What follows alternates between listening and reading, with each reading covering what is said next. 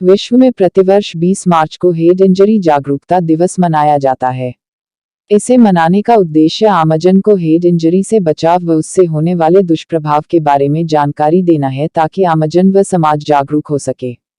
सिर या मस्तिष्क में किसी प्रकार की चोट लगने को हेड इंजरी कहते हैं। इसमें छोटी मोटी खरोंच से लेकर गंभीर चोट शामिल है। सिर की हड्डी फ्रैक्चर होना, मस्तिष्क का कोई भाग क्षतिग्रस्त होना, ब्लीडिंग या सूजन आना हेड इंजरी है। यह जानलेवा साबित हो सकती है। आइए इस विशेष दिवस पर हमारे साथ मौजूद है ओरियस हॉस्पिटल के neuro surgeon doctor Ninad Shrikhande, जिन्होंने हेड इंजरी पर दी खास जानकारी। इस वक्त हमारे समक्ष है डॉक्टर निनाद श्रीखंडे। सर, आप एक न्यूरो सर्जन हो। सर, हम आपसे ये जानना चाहेंगे कि कल जो हेड इंजरीज डे जो सेलिब्रेट किया जा रहा है उसका पर्टिकुलर मकसद क्या है, क्या थीम है, उस बारे में हमारे दर्शकों को आप बताइए। नमस्कार, मैं डॉक्टर श्रीखंडे, निनाद श्रीखंडे, मैं न्यूरो सर्जन हूँ। आप सबको होली की शुभकामनाएं। और कल इसका आज की 19 है और कल की 20 है। 20 तारीख को पूरी दुनिया में वर्ल्ड हेड इंजरी डे मनाया जाता है। वर्ल्ड हेड इंजरी डे का मतलब ये है कि लोगों में हेड इंजरी से रिलेटेड जो चीज़ें हैं, हेड इंजरी क्या है उसके लिए लोगों में जागरूकता फैलाना।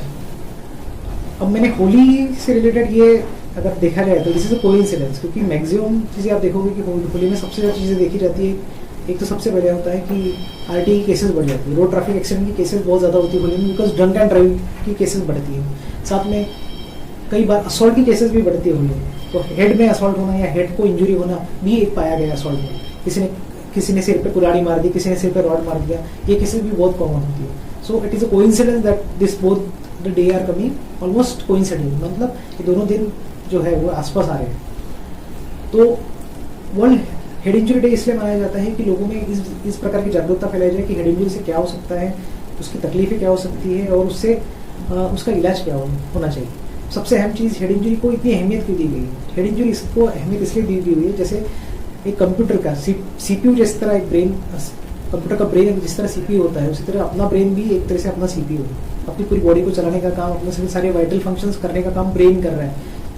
और अगर क्रोनोलॉजिकली देखोगे आप तो ब्रेन को किस तरह से रखा गया, एकदम ऊपर रखा गया, because it comes as a number 1, वो सबसे पहले आता है। और उससे रिलेटेड कोई भी अगर इशू रहा है तो वो पूरे आपकी बॉडी को अफेक्ट करेगा, आपके हार्ट को अफेक्ट करेगा, आपके लंग्स को अफेक्ट करेगा, आपके लीवर को अफेक्ट करेगा, आपके किडनीज को अफेक्ट करेगा। So basically head is the most important organ. और जब इसको इंजरी होती है तो बहुत सारी चीज़ें साथ में होना शुरू हो जाती है। अब इसकी इंजरी, अभी हेड इंजरी क्यों कॉमन है? सबसे पहली चीज़ ये कि आज से पहले इतनी ज़्यादा पॉपुलेशन हिंदुस्तान, मतलब पूरी दुनिया में अगर देखें तो हर साल पॉपुलेशन बढ़ती जा रही है। दूसरी चीज़, पॉपुलेशन के साथ साथ नंबर ऑफ व्हीकल्स बढ़ते जा रहे हैं। तीसरी चीज़, नंबर ऑफ व्हीकल बढ़ने के साथ साथ ट्रैफिक रूल का वायलेशन बढ़ता जा रहा है। सिग्नल तोड़ देना, स्पीड में ड्राइव करना, ड्रंक एंड ड्राइव करना। और सबसे अहम चीज़, इन सब में सबसे ज़्यादा मेजर एक्सीडेंट जो देखा गया है वो टू व्हीलर्स की ज़्यादा एक्सीडेंट होते हैं, क्योंकि टू व्हीलर में चलाने वाले मैक्सिमम लोग कई बार बिना हेलमेट के चलाते हैं, बिना सिक्योरिटी के चलाते हैं। सो जब भी एक्सीडेंट होता है तो सबसे पहले अगर ट्रॉमा की डायरेक्शन देखी जाती है तो कहीं ना कहीं जब पेशेंट जब व्हीकल उल्टा हो जाता है या व्हीकल से जब आदमी गिरता है तो मैक्सिमम टाइम उसका जो हेड होता है वो ग्रेविटी की तरफ भागता है, towards gravity, against the gravity. और जब टुवर्ड्स ग्रेविटी, और जब ऐसा होता है तो हेड इंजरी होने के चांसेस बहुत बढ़ जाते हैं। और कॉमनेस्ट पॉसिबल चीज़ होती है आरटीआई में कि सिर को मार लगता है। और जो सिर को मार लगता है तो क्या हो जाता है, उसकी बहुत सारी चीज़ें होती हैं। सिर कई बार खोपड़ी फ्रैक्चर हो जाती है, जिसको अपन डिप्रेस कल फ्रैक्चर बोलते हैं। या कई बार खून जम जाता है सिर में, जिसमें बहुत सारे उसमें बहुत सारे कॉम्प्लिकेशन हो सकते हैं, जैसे ईडीएच हो सकता है, एक्स्ट्रा ड्यूरल मतलब ड्यूरा के बाहर खून जमना, एसडीएच मतलब ड्यूरा के अंदर खून जम जाना, या कंट्यूजन मतलब ब्रेन को मुक्का मार लगना। और जब ऐसी सिचुएशन होती है तो पेशेंट को जितना जल्दी हो सकता है उतना जल्दी इंटरवेंशन करना जरूरी होता है, क्योंकि अदरवाइज हर एक मिनट में इतने सारे न्यूरॉन्स खत्म होना शुरू हो जाते हैं कि उसके बाद पेशेंट को का जो प्रोग्नोसिस है वो हर मिनट के साथ पुअर होता शुरू हो जाता है। तो इसलिए जल्दी इंटरवेंशन करना बहुत ज़रूरी होता है। इसलिए वर्ल्ड हेड इंजरी के दिन में हमको ये बताया जाता है कि किस तरह इसको संभाला जाए, किस तरह इसको इंटरवेन किया जाए और किस तरह इसको अवॉइड किया जाए। सर, ऐसा अक्सर ये भी देखा कि जो ट्रॉमा पेशेंट्स जो होते हैं पर्टिकुलरली, जिनको थ्रोम्बोसिस के प्रॉब्लम आते हैं, ब्लड वेसल्स में जो ब्लॉकेड हो जाते हैं, तो उसका असर दिमाग से स्पाइन में जाता है। तो ऐसे जो पेशेंट जब आपकी तरफ आते हैं तो किस तरह से आपका ट्रीटमेंट होता है, उस बारे में बताइए। पहले थ्रोम्बोसिस स्पाइन में नहीं जाता, मतलब thrombosis is a very common phenomena brain में। वेनस इंजरी, मतलब अगर समझ लीजिए कि कई कोई वेन दब गई है, फ्रैक्चर अगर होता है खोपड़ी पर, वेन दब जाती है तो उसमें थ्रोम्बोसिस होने के चांसेस हो जाते हैं। बट स्पाइन से रिलेटेड अगर हेड इंजरी का रिलेशन है तो वो एक ही तरह का रिलेशन है कि जब आपको हेड इंजरी होती है तो कई बार स्पाइन में भी इंजरी होने के चांसेस रहते हैं, क्योंकि कैसा है कि head is connected with spine. तो सर्वाइकल, उसमें भी सर्वाइकल इंजरी जो होती है, मतलब सर्वाइकल स्पाइन जो है, मतलब गर्दन का पार्ट जो है स्पाइन, उसमें इंजरी के चांसेस सबसे ज़्यादा रहते हैं। फिर उसके बाद थोड़ा सिक लेवल, मतलब छाती के पास का स्पाइन, फिर कमर का स्पाइन। तो इसलिए कैसा है कि head injury high velocity injury रहती है, तो स्पाइन इंजरी होने के चांसेस भी उसके साथ होते हैं। इसलिए इन दोनों को कोरिलेट करके देखा जाता है। हेड इंजरीज का डायग्नोसिस किस प्रकार से होता है उस बारे में? सबसे पहले जी, जब पेशेंट को हेड इंजरी के सिम्टम्स हो, जैसे कान से खून बह रहा है, नाक से खून बह रहा है, पेशेंट बेहोश हो गया है, झटके मार रहा है, या उसके जो आंखों की पुतली है वो असिमेट्रिकल है, तो सबसे पहले जाके उसका स्कैन करना है। विदाउट वेस्टिंग अ टाइम अपने को सिटी स्कैन कर लेना है हर आदमी, नज़दीक जहाँ पे भी अवेलेबल हो। और जैसे ही सिटी ब्रेन होता है अपने को तुरंत उसका डायग्नोसिस अपने सामने रहता है, तुरंत उस हिसाब से अपने को इंटरवेंशन करना है पेशेंट।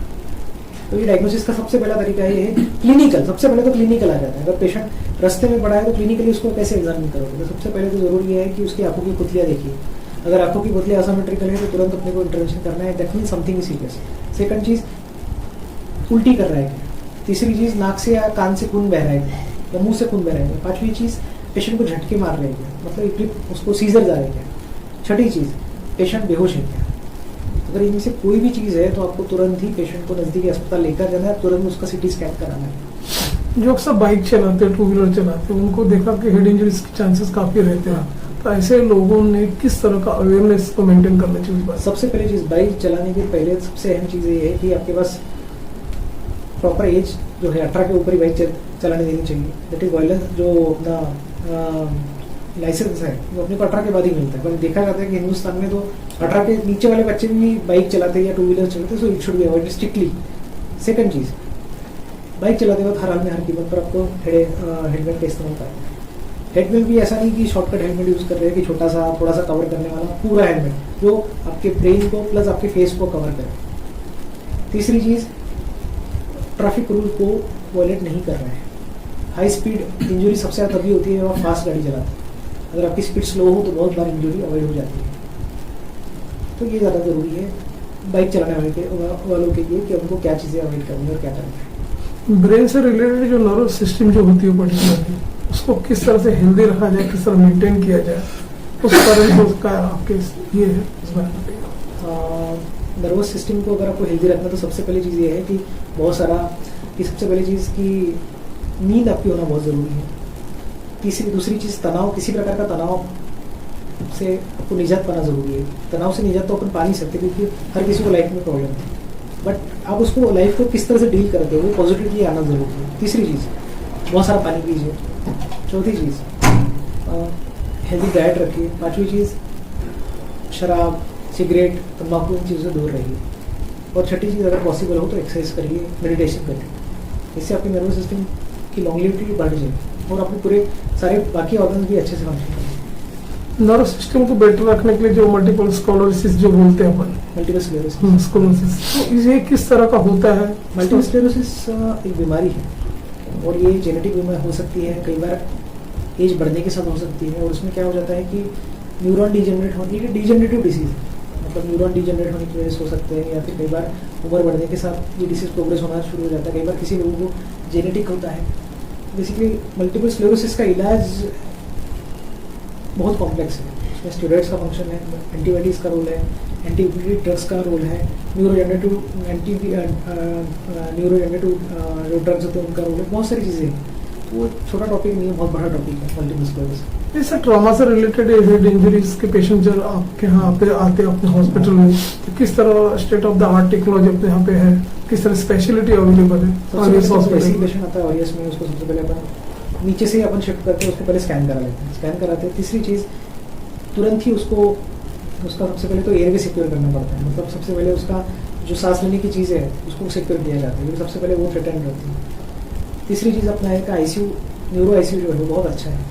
तो उसमें बहुत सारी चीज़ें, मॉनिटर्स ऐसे हैं कि जो आपके नर्वस जो एक्टिविटी उसको भी मॉनिटर कर सकते हैं। प्लस न्यूरो नर्सिंग केयर बहुत अच्छी है अपने यहाँ की। न्यूरो नर्सिंग केयर बहुत इंपॉर्टेंट होती है क्योंकि न्यूरो में सबसे ज़्यादा इंपॉर्टेंट नर्सिंग केयर होती है। तीसरी चीज़ अपने यहाँ की OT में सर्जरी से रिलेटेड, न्यूरो सर्जरी से रिलेटेड जो भी आर्ट ऑफ द मतलब आज के अगर टेक्नोलॉजी से रिलेटेड जो भी बेहतरीन इंस्ट्रूमेंट होता है अवेलेबल है। विदर्भ और इंटरस्टेट के दर्शक आपको लाइव देख रहे हैं, हमारे दर्शकों को आप ये भी बताइए कि हेड इंजरी से रिलेटेड जो पोस्ट ऑपरेटिव मैनेजमेंट रिहेबिलिटेशन होता है तो किस तरह का प्रोसीजर यहाँ पे मेंटेन किया जाता है, उस बारे में बताइए। रिहेबिलिटेशन के लिए सबसे ज़्यादा इंपॉर्टेंट है फिजियोथेरेपी। मतलब कि न्यूरो फिजियोथेरेपी सबसे अच्छा है। जैसी पेशेंट आता है, जैसी पेशेंट ऑपरेट होता है, उसका न्यूरो फिजियोथेरेपी करने के लिए हमने आगे फिजियोथेरेपी हमेशा तत्पर रहते हैं। सेकंड चीज़ है उसकी प्रॉपर नर्सिंग केयर होती है। नर्सिंग केयर बहुत ज़्यादा इंपॉर्टेंट होती है न्यूरो सर्जरी में। नर्सिंग केयर प्रॉपरली होती है अपने आप। तीसरी चीज़ है आपका आईसीयू मैनेजमेंट। आईसीयू मैनेजमेंट जो है क्रिटिकल केयर में जो हमारे क्रिटिकल या न्यूरो इंटेंसिव इस टाइम बहुत अच्छे से करते हैं, तो उसका फ़ायदा अपने पेशेंट को डेफिनेटली मिलता है। और हमारे सर्जरी करने के बाद जो हमारा रोल है वो ऑलमोस्ट मिनिमाइज हो जाता है। मैक्सिमम रोल इन्हीं जो बाकी जो करते हुए उनके सब इन्हीं लोगों के कंधों पे रहते हैं। ये लोग अपना जितना बेस्ट हो सकता है उतना बेस्ट देते हैं और पेशेंट को जितना फायदा होना चाहिए उतना होता है। डॉक्टर नीनाद श्रीखंडे सर, आपको दूर दराज के देश भर के दर्शक आपको देख रहे हैं, यदि उन्हें किसी प्रकार का कोई व्याधि हो और हालांकि आपने सब कुछ समुपदेशन किया हुआ है, हर चीज बताया हुआ है, उसके बावजूद भी यदि उन्हें ट्रीटमेंट करवाना हो तो वह आपसे कहाँ संपर्क कर सकते हैं पर्सनली, वो बताइए। अगर न्यूरो से रिलेटेड या किसी भी सिर्फ न्यूरो से नहीं, अपने यहाँ पे हर तरह के स्पेशलिस्ट है, तो आपको जब भी अगर कोई इशू है और उसको सॉर्ट आउट करना है तो हम कोशिश करेंगे कि कम से कम पैसों में जितना ज़्यादा आपको सुविधा दी जाए वो देने की कोशिश करेंगे। यहाँ पे अगर उनको मिलना है तो अपने ऑरियस इंस्टीट्यूट मेडिकल साइंसेज में बंजारी नगर नागपुर में आप जस्ट गवर्नमेंट मेडिकल कॉलेज के बगल में है अस्पताल, वहाँ पर मिल सकते हैं।